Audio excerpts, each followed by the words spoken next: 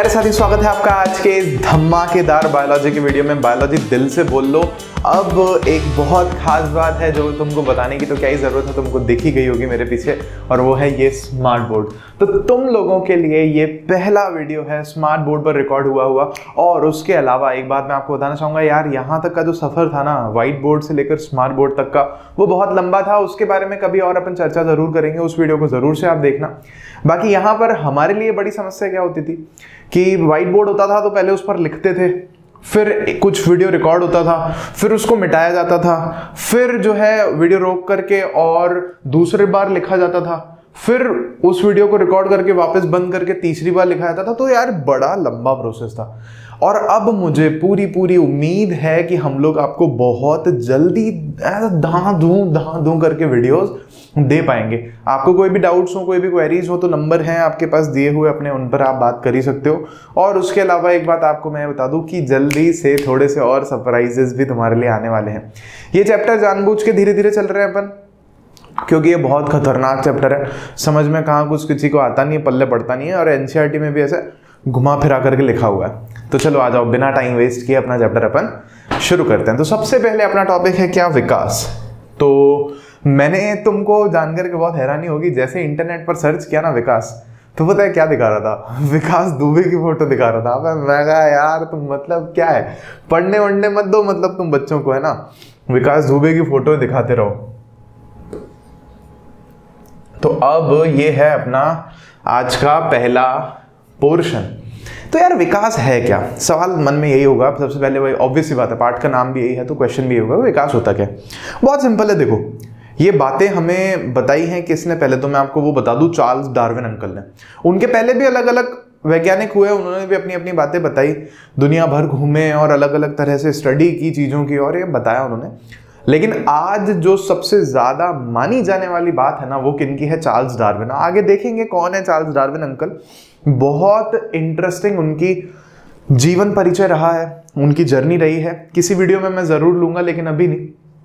अभी सुनो विकास क्या है। उन्होंने बहुत सिंपल बताया। उन्होंने कहा यार देखो, बात कुछ इस तरह से है कि कोशिकाएं ना विभाजित होती हैं, फिर वो भले अलैंगिक जनन हो या फिर वो लैंगिक जनन हो, बोले तो सेक्सुअल रिप्रोडक्शन हो या एसेक्सुअल रिप्रोडक्शन हो, कोशिकाएं क्या होती हैं? विभाजित होती है। जब कोशिका विभाजित होती है तो डीएनए के विभाजित होना जरूरी होता है।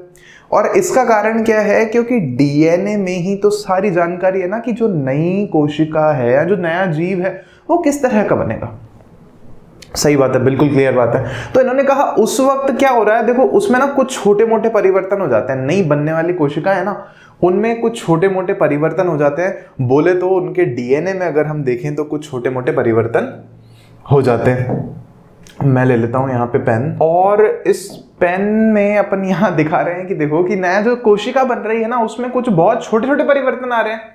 और ये जो परिवर्तन है ना, ये नए जीव में आनुवंशिक परिवर्तन के रूप में सामने आते हैं। समझने का कोशिश करना, इसका मतलब क्या है भाई? जैसे मान लो किसी इंसान का बच्चा पैदा हो रहा है, तो जो स्पर्म सेल हैं वो डिवाइड हो रहे होंगे, या जब मान लो कि स्पर्म सेल और अंड कोशिका जब जुड़ गए होंगे तो वो जो नया युग्मनज बना है वो डिवाइड होगा, 1 से 2 होंगे, 2 से 4।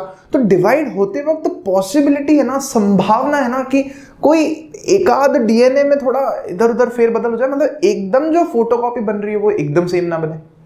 तो उस केस में क्या होगा? कुछ एक परिवर्तन आ जाएंगे। जैसे हम एकदम डिट्टो अपने माँ बाप के जैसे नहीं दिखते।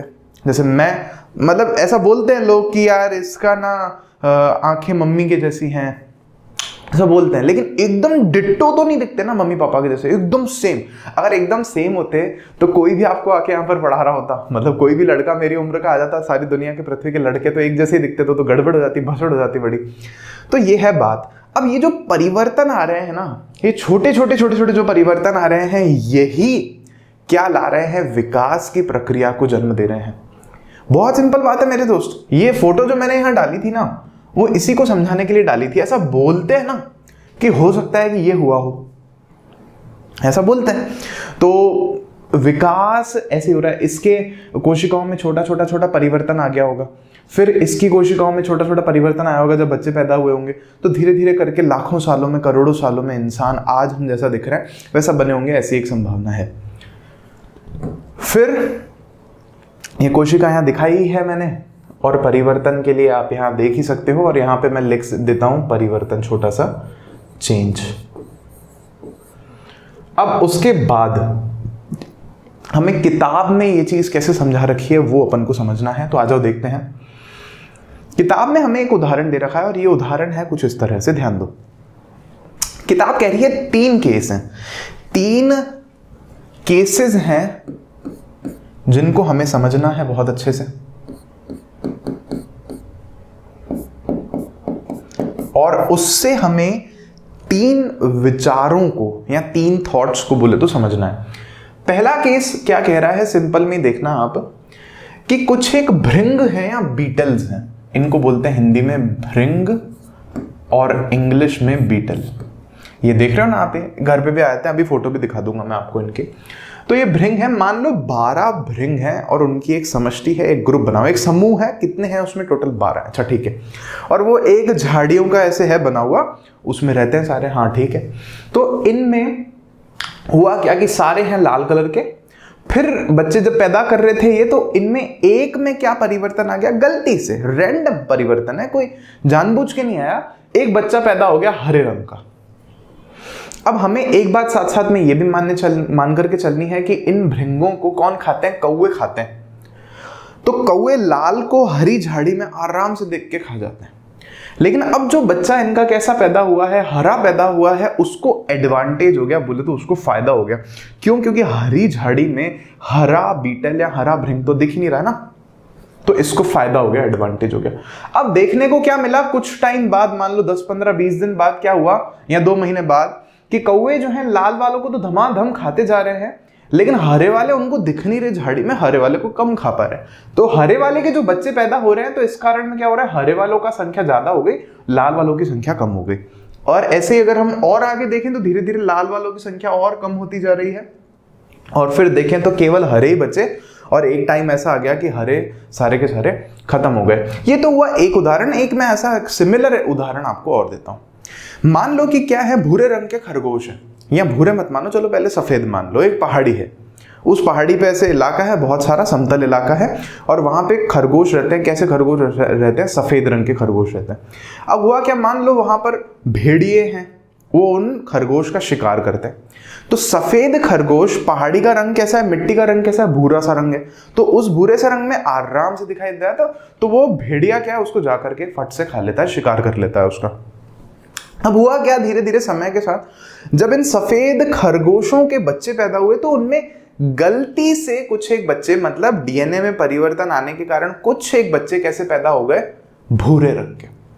तो भूरा खरगोश, भूरी मिट्टी, तो उसको फिर जो लोमड़ी है या जो और भी सियार है या ऐसा कोई जंगली जानवर जो उनका शिकार करना है, अब वो उनको दिख नहीं रहा है।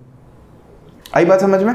वो उनको भूरा खरगोश नहीं दिख पाता। अब तो भूरे खरगोश की संख्या ज्यादा होने लग गई, और सफेद खरगोश की संख्या धीरे धीरे क्या होने लग गई, कम होने लग गई। तो यही केस हमें ऐसे दिखा रखा है। यही इंसानों के केस में भी हो सकता है, यही और जानवरों के केस में भी हो सकता है। कि हो सकता है ना, जब जैसे मान लो बंदर से जब इंसान थोड़ा ऐसे सीधा हो गया, तो उसके जिंदा रहने की संभावना ज्यादा हो गई, प्रकृति में उसको एडवांटेज ज्यादा मिलने लग गया। मतलब हो सकता है कि बहुत सारे जिराफ रहे हों पहले, और जिराफ सारे के सारे ऐसे छोटी गर्दन वाले होते हों, लेकिन धीरे धीरे क्या हुआ कि कुछ एक जिराफ गलती से ऐसे पैदा हुआ जिनकी गर्दन लंबी है, और उसी समय पे मान लो क्या हुआ कि जो नीचे नीचे वाले पेड़ पौधे थे, पत्ते वाले थे, वो सब खत्म हो गए। अब पत्ते केवल बचे ऊपर ऊपर। तो जिनकी गर्दन लंबी थी उन्होंने तो खा लिए, जिनकी गर्दन छोटी थी वो धीरे धीरे गायब होते गए इस पृथ्वी से। तो ये उनका एक कहने का मतलब है। तो इससे हम क्या समझें, तो इससे हमें समझना है एक नियम, और ये तो मैंने यहाँ पर लिख दिया है कि ये उदाहरण है, मान लो 12 भृंग हैं ऐसा ऐसा, और यहाँ पर मैंने उस स्थिति को समझा दिया है। इसको आप अपने आप से पढ़ सकते हो कि एक का रंग हरा हो गया, और वो हरा रंग आहरित हो रहा है, मतलब एक पीढ़ी से दूसरी पीढ़ी में जा रहा है। ऐसे बहुत सारे हरे हरे हरे और हरे भृंगों की संख्या बढ़ जाती है। ये मैंने आप पे समझा रखा है। यहाँ पर आप देखोगे तो मैंने एक छोटा सा प्यारा सा ये भृंग भी, बीटल भी आपको यहाँ पर दिखा रखा है। बहुत छोटा होता है, देखो कितना छोटा होता है अभी। तो इस स्थिति से हमें समझना क्या है, ये रहा छोटा सा भृंग, इतना बड़ा फूल है, इतना सही है, देखा होगा आपने। आप बताना है ना कमेंट में लिख करके कि आपके वहां इस भृंग को क्या बोलते हैं। अब देखो यहाँ पे, तो इससे जो पहला केस है जो, उससे हमें ये चीज समझनी है, और ये चीज क्या है? प्राकृतिक चयन या प्राकृतिक वर्ण का सिद्धांत, या इसको हम लोग बोलते हैं नेचुरल सिलेक्शन। किसने? चार्ल्स डार्विन ने कहा कि जो प्राकृतिक वर्ण है या जो नेचुरल सिलेक्शन है, इसी से विकास होता है। विकास को प्रतिपादित समझाने के लिए उन्होंने ये चीज जो है प्रतिपादित की। क्या इसमें क्या कह रहे हैं, ध्यान दो। इसमें कह रहे हैं कि देखो, यहाँ पहले तो लिख ही दिया अपन ने कि ये चार्ल्स डार्विन ने प्रतिपादित किया है। फिर कह रहे हैं कि इस सिद्धांत के अनुसार, ध्यान देना यहाँ पे, बहुत एक एक शब्द समझने वाला है यहाँ पे, योग्यतम की उत्तरजीविता का संबंध प्राकृतिक अनुकूलन से है। एक एक शब्द इसमें समझने लायक है, ध्यान दो। योग्यतम की उत्तरजीविता का संबंध प्राकृतिक अनुकूलन से, ध्यान दो। योग्यतम, फिटेस्ट सर्वाइव्स, ऐसा कहते हैं इंग्लिश में, और भी कहावतें हैं। जो फिट होगा ना, जो इस पर्यावरण में एडजस्ट कर जाएगा, वो आगे निकल जाएगा, वो जिंदा बच जाएगा, उसकी पीढ़ियां की पीढ़ियां जिंदा बच जाएंगी। ये कह रहे हैं हम लोग यहाँ पर। तो योग्यतम जो फिट है, जो सबसे बेहतर एडजस्ट कर पा रहा है, कि उत्तरजीविता के जिंदा रहने की जो संबंध है ना, जिंदा रहने का संबंध है, वो किससे है? प्राकृतिक अनुकूलन से। मतलब वो प्रकृति में फिट हो पा रहा है कि नहीं हो पा रहा। यहां आप ये समझो, जो योग्यतम है ना, प्रकृति उसको एडवांटेज दे रही है। जैसे हरा बीटल है तो प्रकृति का कलर भी हरा है, तो प्राकृतिक वर्ण हो रहा है वहां पर। प्रकृति उसको एक तरह से चुन रही है कि तू हरा है ना, तू फिट है, यहां पर जिंदा रहने के लिए जा, खुश रहे। ये कहने का मतलब है इसका।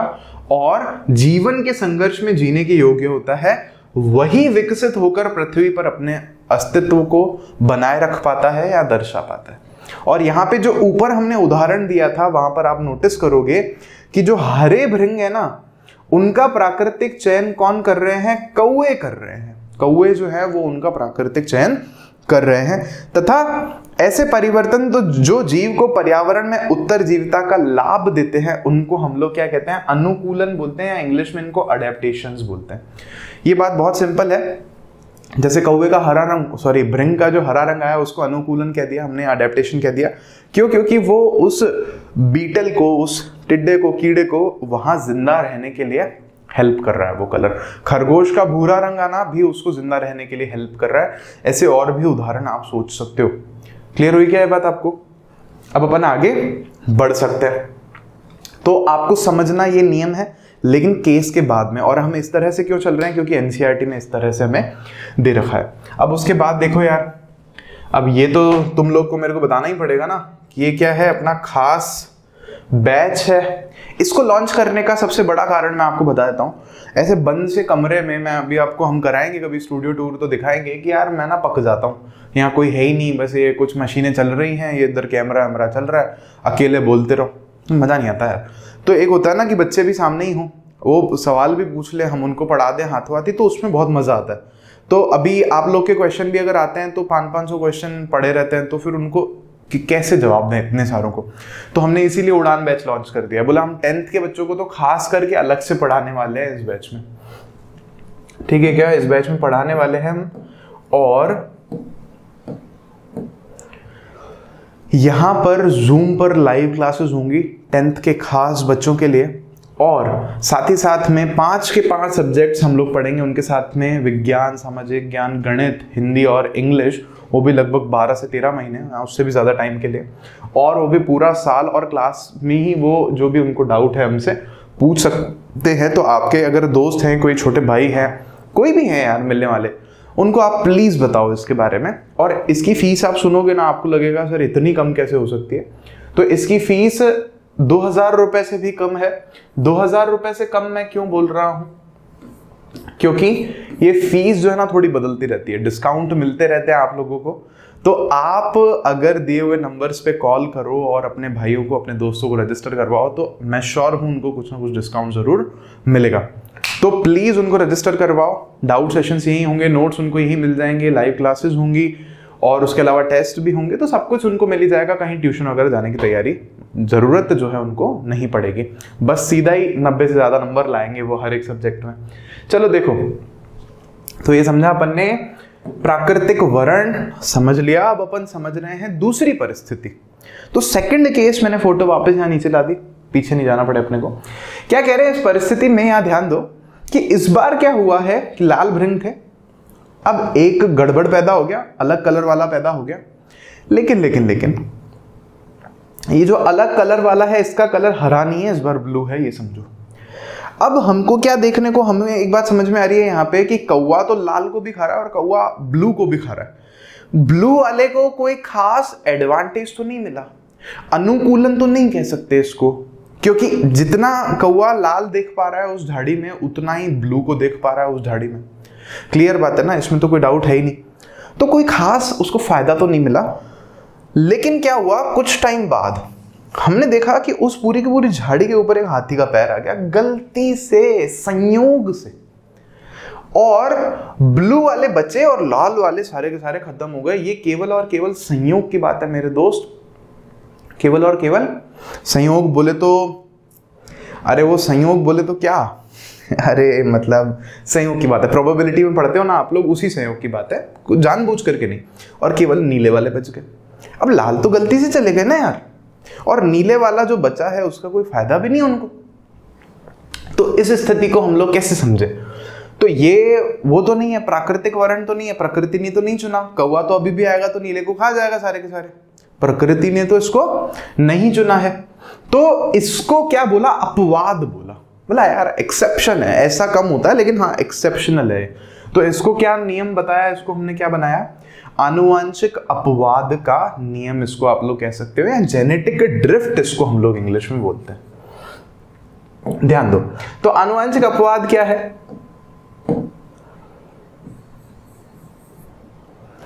मात्र संयोग से किसी जीन की आवृत्ति में, देखना आवृत्ति का मतलब क्या है, कोई जीन आवृत्ति कर रहा है, मतलब किसी जानवर का अगर बच्चा पैदा हो रहा है तो उस जानवर का जो जीन है उसकी आवृत्ति हो रही है ना बच्चे में, उसका जीन उस बच्चे में आ रहा है। तो ये कह रहे हैं हम लोग जीन की आवृत्ति में क्या हो रहा है, यादृच्छ रूप से परिवर्तन। यादृच्छ रूप से परिवर्तन का क्या मतलब है, रैंडम चेंज। यादृच्छ का मतलब क्या होता है, रैंडम। जैसे अपन वो करते हैं ना प्रोबेबिलिटी में, वो जब होता है पासा फेंका तो यादृच्छ रूप से उठाया, कुछ पता नहीं, कुछ भी हो सकता है वो, तो कुछ भी चेंज आ गया उसमें, वो लाल कलर हो गया, नीला कलर हो गया, कोई फायदा नहीं है उसका। तो यादृच्छ रूप से परिवर्तन हुआ है और जीन की जो आवृत्ति है उसमें बदलाव हो गया। जीन की आवृत्ति में परिवर्तन का क्या मतलब है कि अब वो नीला जो हो गया ना भृंग, तो उसका बेटा भी नीला, फिर उसका बेटा भी नीला, ऐसे बेटी भी हो सकती है, सब नीले नीले नीले। तो क्या कह रहे हैं कि इसको हम लोग आनुवांशिक अपवाद कह रहे हैं।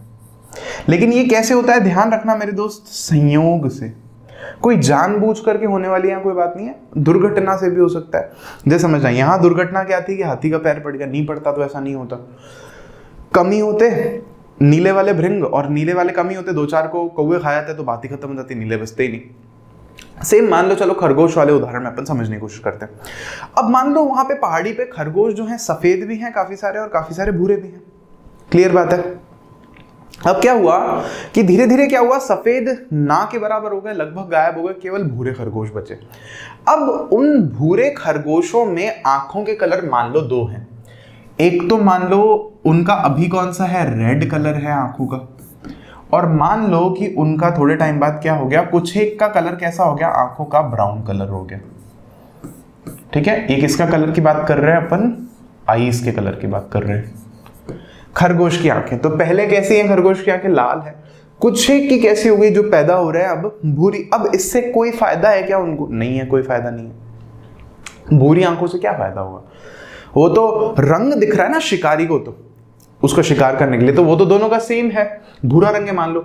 लेकिन मान लो अचानक से क्या हुआ, वहां पर है ना ज्वालामुखी का विस्फोट हुआ, उस पहाड़ी पर ज्वालामुखी फट गया, ठीक है, और ज्वालामुखी फटा तो ये सारे जो है ना लाल वाले, ये सारे के सारे खत्म हो गए, गलती से, संयोग से, घटना हुई, दुर्घटना हुई, और ये लाल वाले सारे खत्म हो गए। कौन बचे, केवल और केवल ब्राउन वाले।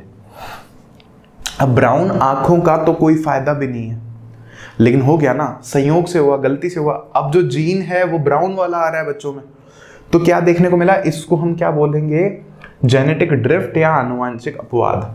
अब यहाँ एक बात समझने वाली क्या है कि आनुवांशिक अपवाद किससे संबंधित है? उस समष्टि के आकार से, वो कितना बड़ा ग्रुप है। अगर बहुत सारे खरगोश होते मान लो, या बहुत सारे भृंग होते, मान लो पिछले वाले केस में जो भृंग थे लाल वाले वो 500 होते, 12 नहीं होते 500 होते, और हाथी से अगर मरते भी तो मान लो 200 मरते, 300 बच जाते, तो ये नहीं होता, आनुवंशिक अपवाद नहीं होता। क्यों? क्योंकि जो नए आ रहे हैं वो तो हो सकता है ना कम ही है तो थोड़े टाइम में खत्म हो जाए, क्योंकि एडवांटेज तो है नहीं उसका कोई। तो इसको हम लोग क्या कह रहे हैं? Genetic drift. कहने का मतलब बस ये है कि अगर समष्टि का आकार बड़ा होता है ना तो जेनेटिक ड्रिफ्ट नहीं होता है। जो जीन की आवृत्ति है उस पर प्रभाव कम पड़ता है। आप ये कह सकते हो कि जेनेटिक ड्रिफ्ट नहीं होती, आनुवंशिक अपवाद नहीं होता, या कम होता है। मतलब वो कम होगा तो कुछ एक टाइम के लिए वो 2-4 रहेंगे और वो हो सकता है प्रकृति में वापस खत्म हो जाए। कहने का मतलब है मेरा ये आनुवंशिक अपवाद नहीं होता है मेरे दोस्त। इसके बाद वैसे अपने को आगे बढ़ना तो है कायदे से, लेकिन क्योंकि मेरे को लगता है कि ये चैप्टर ना थोड़ा ज़्यादा भारी है आप लोगों के लिए, तो इसके लिए एक तो जो मेरा प्रॉमिस था कि मैं इसके जो नोट्स हैं वो आपको प्रोवाइड करा दूंगा। कहाँ पर? फ्री एप्लीकेशन पर इस चैप्टर के, ये मेरा प्रॉमिस था आपसे। दूसरा मेरा अभी मेरे को एक विचार आ रहा है, वो ये है कि ये जो स्लाइड्स हैं, ये जो मैंने बनाया है, अगर आप लोग लिखना चाहो तो ऐसे मैं हटू करूँ भी तो हो ही सकता है, लेकिन एक काम करता हूँ मैं इस चैप्टर के एटलीस्ट ये जो स्लाइड मैंने अभी से बनाना शुरू किए हैं इनको मैं टेलीग्राम चैनल पे आप लोगों को दे दूंगा, ठीक है? और पूरे नोट्स अगर किसी को चाहिए तो वो एप्लीकेशन पर देख सकता है। यही समस्याएं हैं, समझ रहे हो, टेलीग्राम की या यूट्यूब की। तो इसीलिए हम बोलते हैं कि एप्लीकेशन से वो बच्चा जो है अगर सारे उसको चाहिए तो ले सकता है। तो ये है हमारे दादा चार्ल्स डार्विन। यार मेरे को बड़े इंटरेस्टिंग इंसान लगते हैं ये। बूढ़ी सी फोटो लगाई है इनकी, लेकिन इतने दिलचस्प इंसान, इतने साहसी इंसान। 22 साल की उम्र हुई।